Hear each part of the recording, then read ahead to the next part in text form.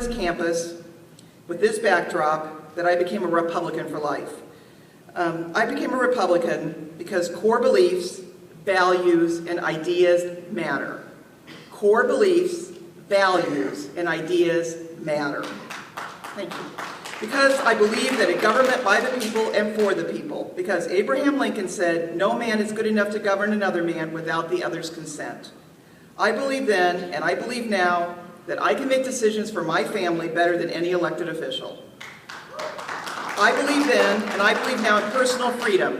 I believe in my right to bear arms. I believe in the right of the unborn. I believe in less government and more decisions on a local level. I became a Republican because of core beliefs, values, and ideas matter. And I'm a Republican today because I believe the same thing. Tonight you get to vote on a platform, which is ultimate expression of democracy, to directly say what beliefs you have and what you want to see your local officials follow.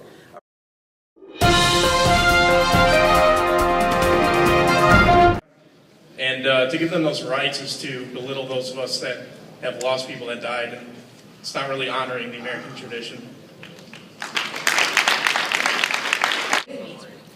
There's no reason, just because the American ideal should not only apply to Americans. If we're going to their countries, if we're trying to spread democracy, and we're trying to push our ideals on them, then they should have the same rights that we do. My boyfriend's grandpa was killed by a drunk driver. He got 3 years in jail and then he was out. So if you murder someone, it's a heinous crime. You deserve to have the same thing happen to you.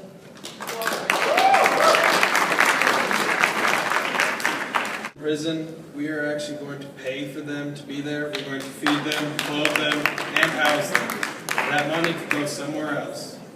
I'm in opposition because with the money thing, it's actually true that lethal injection actually costs 3 times more than housing a guy for a year. So, in all honesty, you're paying more money to kill them than just have them live there. So. Because although, like the one gentleman said, I think that we have made a lot of advances in technology and being able to convict people, our justice system still makes mistakes, and killing somebody and then later finding out that they were wrongly convicted of a crime is like the worst thing you could even think of. And killing somebody just because they killed somebody else doesn't bring that person back. And the motion actually, from being a veteran on the ground in Iraq and Afghanistan, we know that it's way too early to pull out. If we do that, it's actually going to cause more problems in the long run as it is going to be pulling out right away.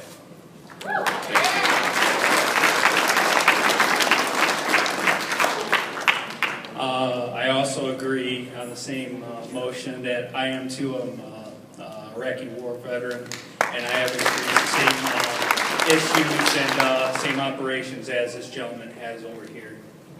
Good, thank you. Are there other speakers? Yes. Two-time veteran Iraq. I'm still in the service.